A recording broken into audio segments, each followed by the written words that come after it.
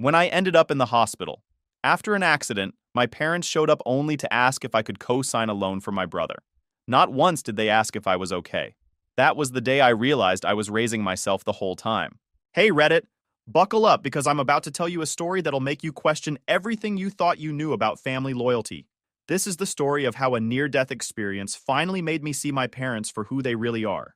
And honestly, I should have figured it out years ago. So I, 26 male, grew up as the invisible kid in my family. You know the type, the one whose name their parents sometimes forget when introducing their children to strangers. The background character in everyone else's main character moment. That was me. Still kind of is, except now I've stopped caring about the script entirely. My younger brother Derek, 23 male, has been the golden child since the day he was born. I'm not being dramatic here. I have literal photographic evidence.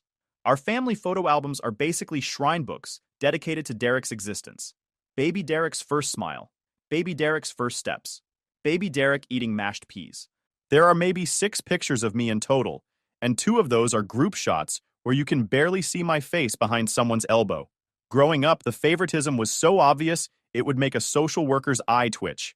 Everything Derek did was celebrated like he'd cured cancer. Got a participation trophy in Little League? Dinner at his favorite restaurant? Passed his driver's test on the 3rd try? Brand new car? Drew a stick figure in art class? Mom framed it and hung it in the living room like it was a masterpiece worthy of the Louvre. Meanwhile, I graduated valedictorian of my high school class, and my mom said, "That's nice, honey," without looking up from whatever casserole she was making for Derek's post-practice snack. I got a full scholarship to college, and my dad's response was, "Good, that saves us some money." I won a regional engineering competition, and nobody even remembered to ask how it went. Let me paint you a clearer picture of what my childhood looked like. When I was 14, I worked all summer mowing lawns and doing odd jobs around the neighborhood. We're talking 40 lawns a week in the blazing heat, trimming hedges until my arms felt like they'd fall off, spreading mulch until I smelled like a garden center even after 3 showers. Saved up $400 to buy myself a decent bicycle because I knew asking my parents would be pointless. 2 weeks after I bought it, Derek decided he wanted it. Just walked into the garage, took my bike, and when I complained to my parents, they told me to stop being selfish and share with your brother.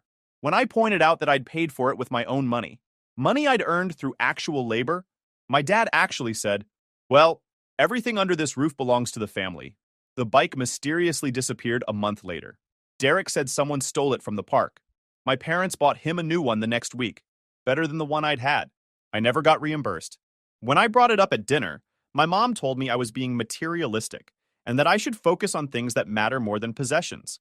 She said this while Derek showed off his new bike through the dining room window. School was the same story. Derek was a solid C student who somehow convinced everyone he was struggling against impossible odds. Teachers loved him because he had this charm about him, this ability to make adults think he was trying his hardest even when he was barely trying at all. He'd flash that smile, crack a self-deprecating joke, and suddenly a D became showing real improvement, worthy of extra credit opportunities. Me? I had to earn every single grade, every bit of recognition, and even then, it was never enough.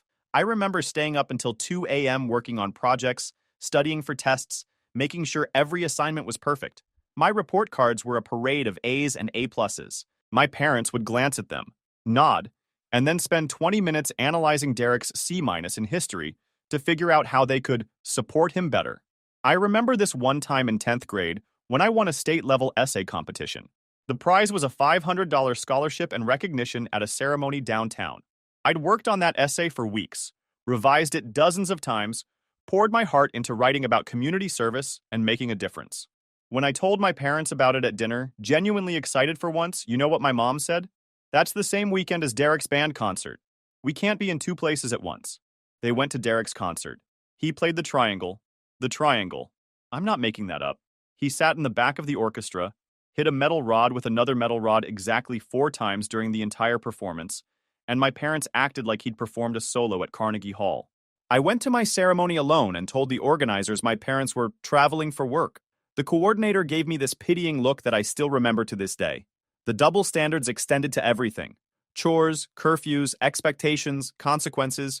Derek could leave his room looking like a tornado hit it, with pizza boxes stacked on his desk and clothes covering every inch of floor. If I had a sock out of place, I'd hear about it for a week. Cleanliness reflects character, my mom would say, conveniently only when addressing me. Derek could stay out until midnight on school nights, come home whenever he wanted on weekends, and his friends were always welcome. If I wasn't home by 9 p.m., my phone would blow up with increasingly aggressive texts from my mom asking if I was trying to worry her to death. When I pointed out that Derek was out until 1 a.m. the previous night, she said, "That's different. Derek is more social." More social. That was their explanation for literally everything. Derek doesn't do chores because he's more social and needs time with friends. Derek doesn't have a job because he's more social and shouldn't miss out on his youth. Derek gets a car, and I get bus fare because he has more social commitments. It was the golden child catchphrase. By the time I was 17, I'd basically become self-sufficient out of necessity. I cooked my own meals because my mom would conveniently forget to make enough for me when she was preparing Derek's favorites. I'd come down for dinner and find 4 pork chops on the table. 1 for mom, 1 for dad, 2 for Derek because he's a growing boy, and none for me. "Oh, I thought you were eating at a friend's house," she'd say, even though I'd been upstairs in my room the whole time. I did my own laundry, because mine would sit in the hamper for weeks while Derek's clothes were washed, folded, and placed in his room like he was staying at a 5-star hotel.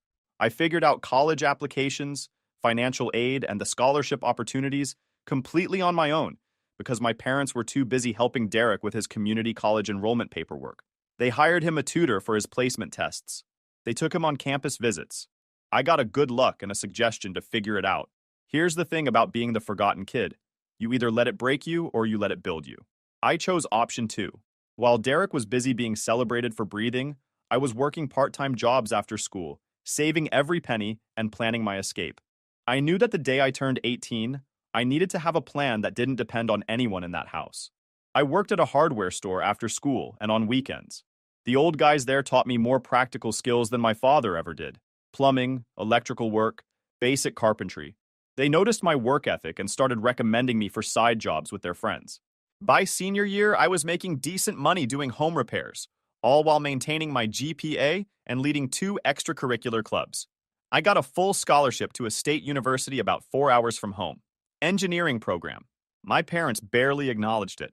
When I told them the news, my dad just nodded and said, "Good, that'll save us some money." Save them money? They weren't planning to contribute anyway. My college fund, which I later found out existed, had been reallocated to cover Derek's car payments after he got fired from his 3rd job in a row. I discovered this by accident when I was looking for my Social Security card and found bank statements showing transfers from an account with my name on it. When I confronted my parents, they said the money belonged to the family and that Derek needed it more. The pattern never changed. College was where I finally started to breathe. For the first time in my life, I wasn't being compared to Derek every 5 seconds. I wasn't invisible. Professors actually noticed my work and encouraged me to pursue advanced opportunities. Classmates wanted to study with me, hang out with me, include me in their plans. I made friends who valued me for who I was, not despite who I wasn't. I thrived. Dean's List every semester, internships at real companies, research projects with professors who actually gave a damn about my development. Every accomplishment felt like proof that there was nothing wrong with me. The problem had always been them. I graduated with honors, landed a solid job at an engineering firm in the Midwest, and started building a life that was entirely my own. I bought a modest house at 24, using the savings I'd accumulated through years of careful planning. Started a retirement fund, even adopted a dog named Biscuit, who greets me like I'm the most important person in the world every single day. Because to him, I am. That's what unconditional love looks like. Meanwhile, back home, the Derek Show continued its regularly scheduled programming. He bounced from job to job, none lasting more than 6 months. Retail, food service, warehouse work. Always someone else's fault when things didn't work out. The manager was unfair. His co-workers were jealous. The job was beneath him. My parents nodded sympathetically at every excuse. He moved back home at 21 after his roommates kicked him out for not paying rent. Apparently, using your rent money for video games and takeout doesn't sit well with people who actually expect you to honor financial commitments. Who knew? My parents welcomed him back with open arms and a fully stocked fridge. When I asked my mom about it during one of our rare phone calls, she said Derek was going through a transitional period and needed family support. The same family support I never got. The same roof over the head that I had to pay for with chores and constant criticism. But sure, Derek gets the deluxe package for free. Cool, cool, cool. Derek's latest venture was some kind of business opportunity that I knew immediately was either a scam or would fail spectacularly. He wanted to open a custom auto detailing shop, despite having zero experience in business, cars, or basic responsibility. But my parents were convinced it was going to make him rich. They'd already invested their retirement savings into helping him secure a location. I found out about this through my aunt, who called me one day sounding genuinely concerned. She'd always been the one family member who saw through the favoritism. Growing up, she'd slip me birthday cards with cash when my parents forgot. She'd come to my school events when she could. She was the only adult in my life who made me feel seen. Your parents have lost their minds, she told me on that call. They've emptied their 401k for Derek's car washing fantasy. I tried to talk sense into them, but they won't listen.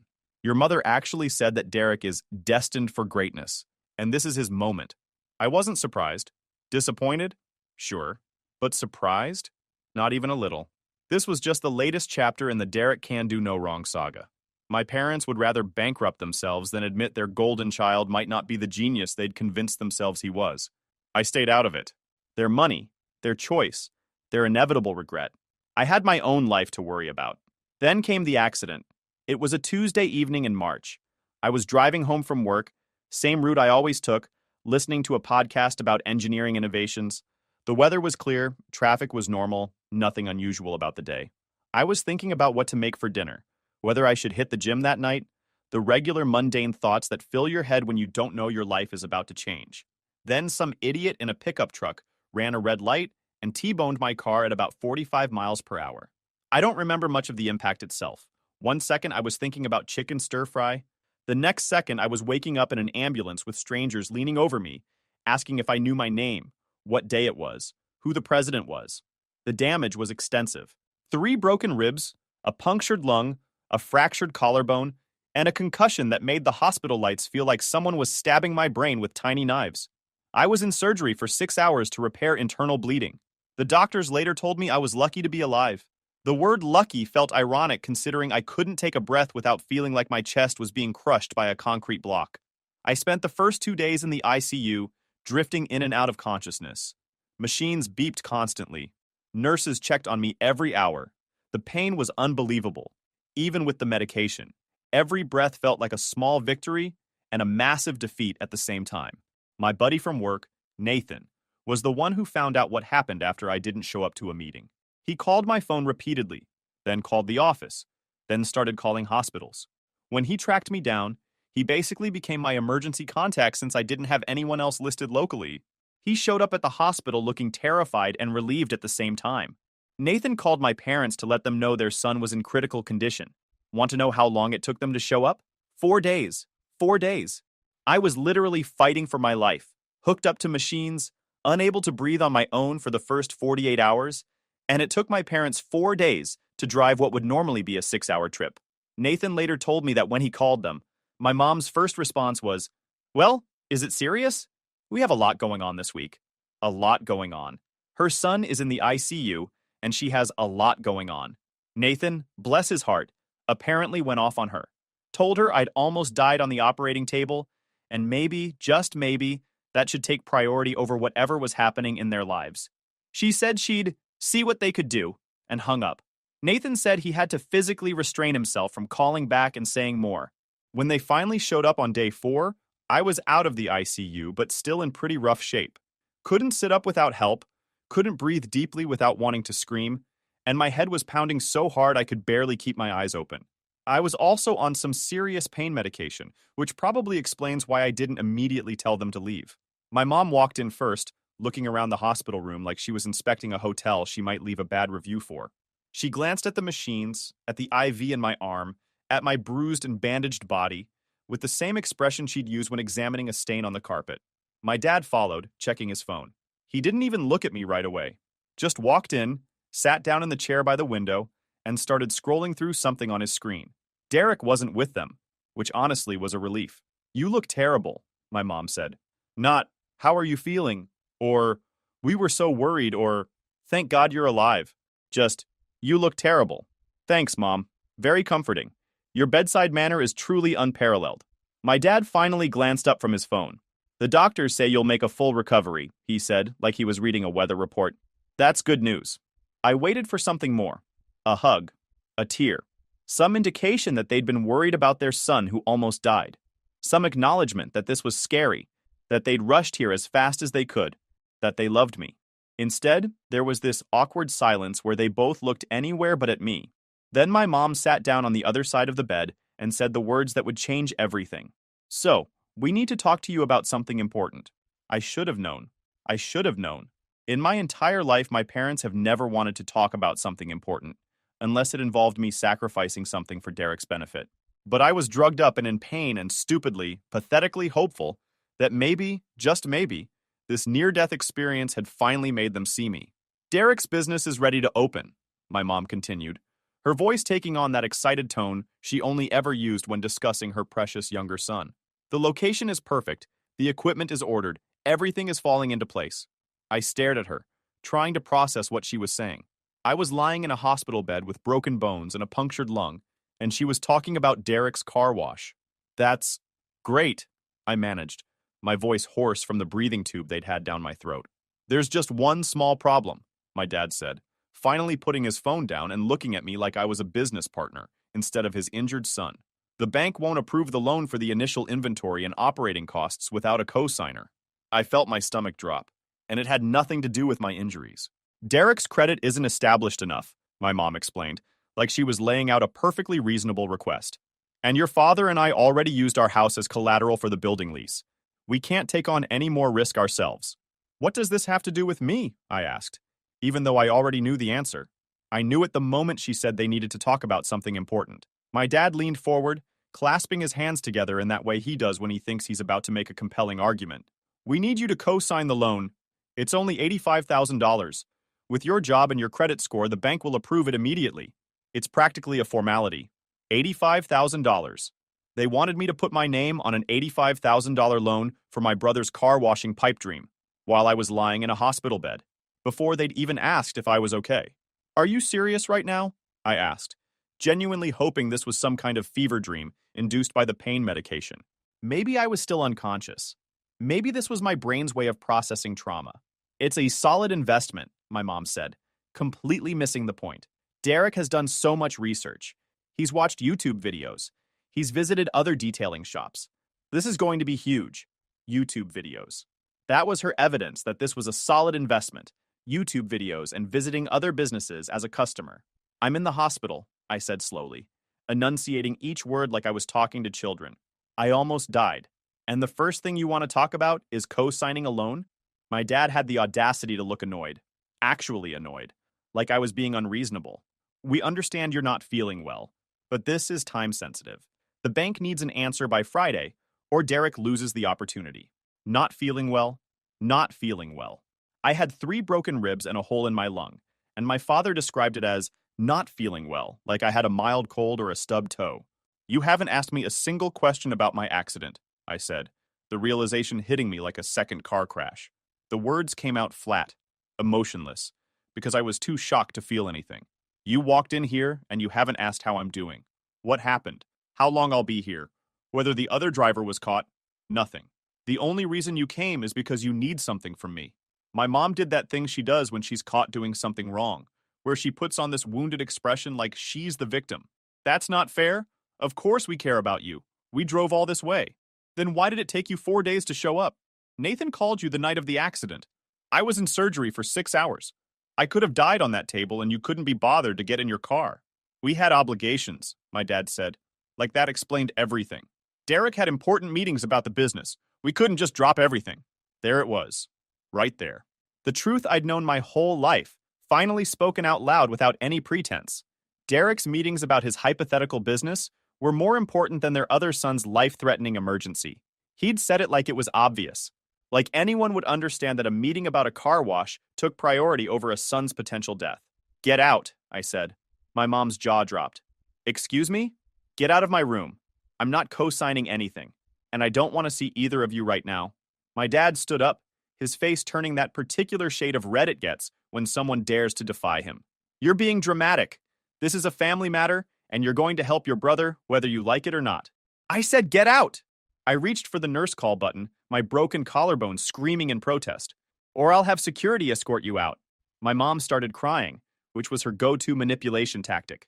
The tears would flow instantly, on command, whenever she needed to guilt someone into compliance. How can you be so selfish? After everything we've done for you. I actually laughed at that, which hurt like absolute heck with my broken ribs. But I couldn't help it. The absurdity was too much. What exactly have you done for me? Stole my college fund for Derek's car payments? Forgot my birthday 6 years in a row? Showed up 4 days late to my deathbed to ask for money? Please enlighten me. She couldn't, because there was nothing to say.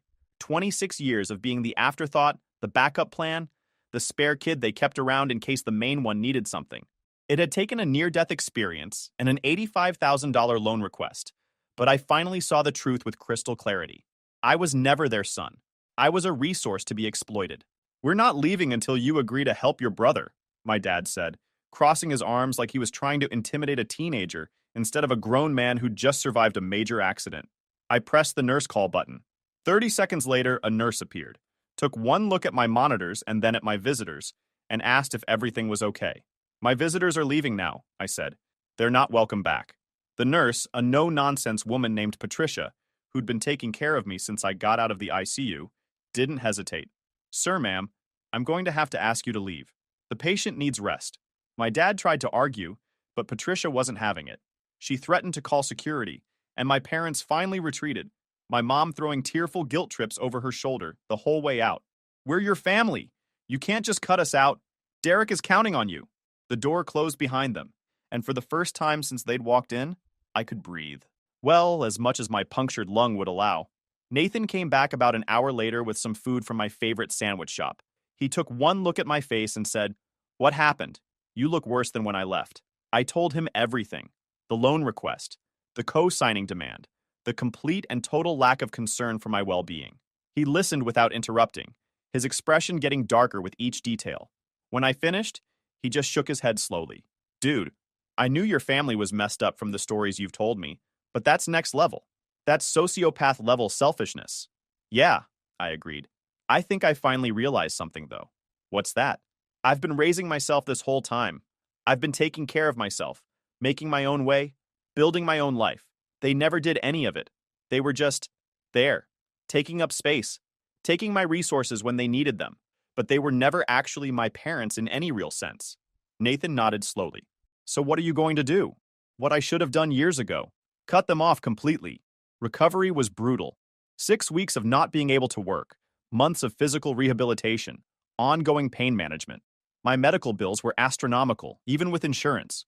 The guy who hit me had minimal coverage, so I was on the hook for most of it. But you know what I didn't have to deal with? My parents.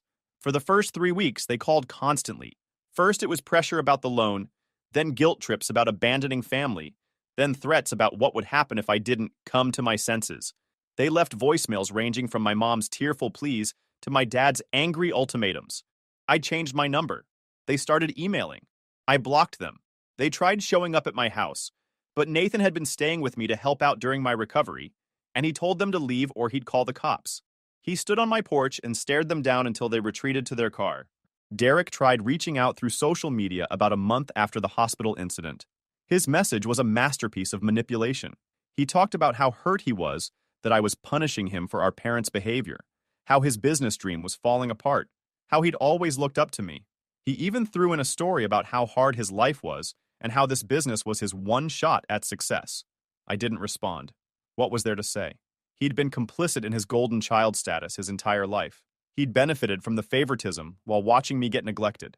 He'd never once stood up for me or acknowledged the unfairness. And now that the gravy train was threatened, suddenly he looked up to me? Please? The loan deadline came and went.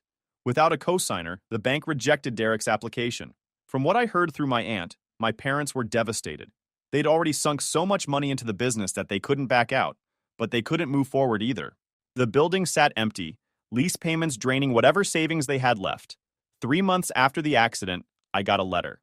Not an email, not a text, an actual physical letter delivered by the postal service like it was 1995. It was from my mom, and it was 12 pages long. The first 8 pages were a detailed history of everything they'd ever done for me, from giving me life to putting a roof over my head, to that one time they came to my elementary school play. She failed to mention they left at intermission to take Derek to basketball practice. It was a greatest hits album of parental bare minimums presented as extraordinary sacrifices. The last 4 pages were about Derek, how his dream was dead, how depressed he was, how the family was falling apart, how this was all my fault because I was holding a grudge and refusing to be part of the family. She ended the letter by saying that if I had any love left in my heart, I would call them and make things right. I read the whole thing, then I put it through my paper shredder. Look, I'm not a heartless person. I understand that my parents are flawed humans who probably think they did their best, but their best actively harmed me. Their best made me feel invisible and worthless for 2 decades. Their best showed up 4 days late to my near-death experience with a loan application instead of a hug. At some point, you have to stop making excuses for people who hurt you just because you share DNA. 6 months post-accident, I was mostly healed physically. Emotionally, I was doing better than I ever had. Without the constant presence of my family's dysfunction, I had space to actually process everything I'd been through. Not just the accident, but my whole childhood. All the little moments of neglect that had added up to a lifetime of feeling less than. I started seeing things clearly for the first time.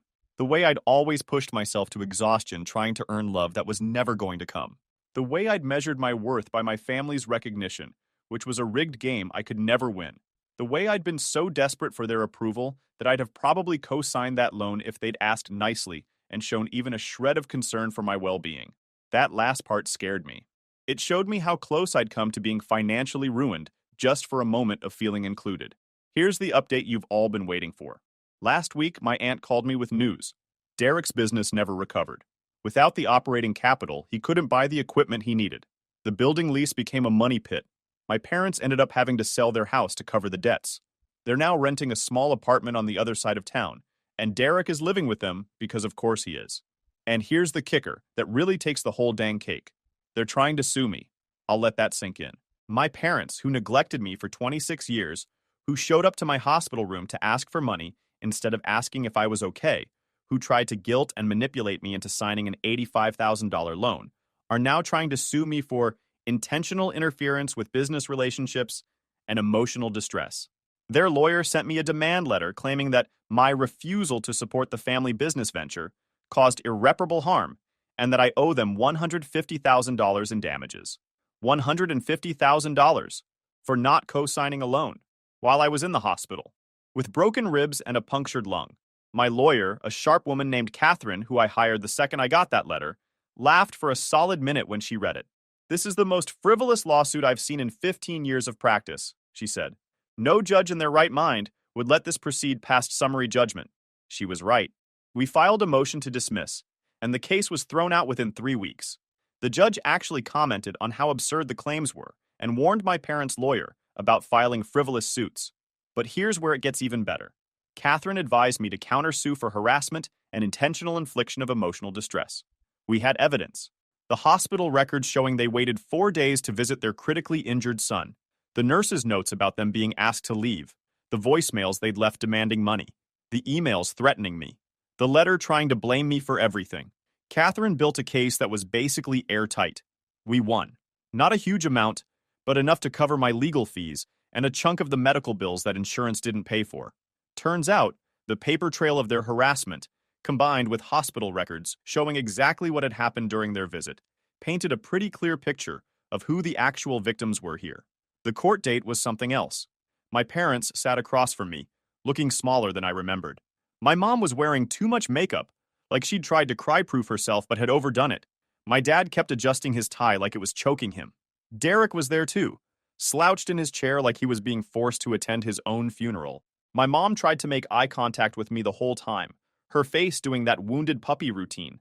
I kept my gaze on the judge, on Catherine, anywhere but at them.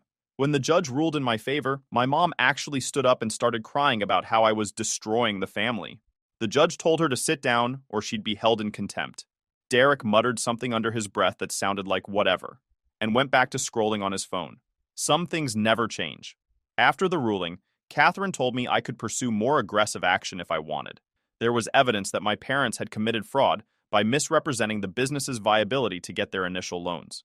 She said I had a strong case if I wanted to push it. I thought about it. Really thought about it.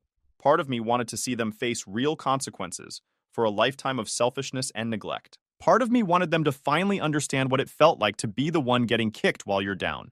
But then I realized something. I was free. For the first time in my entire life, I was completely, totally free of them. Pursuing more legal action would just keep me tied to their drama, their toxicity, their endless capacity for making everything about themselves. And I was tired of being a character in the Derek show. I wanted to be the main character of my own life, so I told Catherine to let it go. The settlement covered what I needed, the lawsuit proved I wasn't going to be pushed around, and now I could move on. Really move on. That was 3 months ago. Since then, I haven't heard a word from my parents or Derek. My aunt keeps me updated occasionally, but I've asked her to keep it minimal.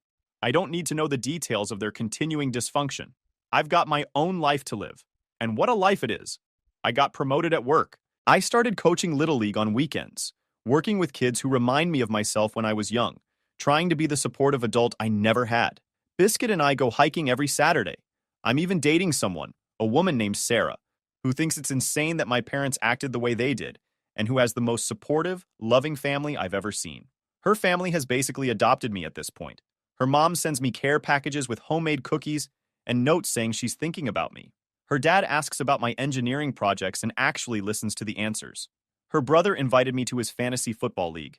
It's weird and wonderful and everything I never knew I was missing. The point of this whole story isn't that I got revenge on my family.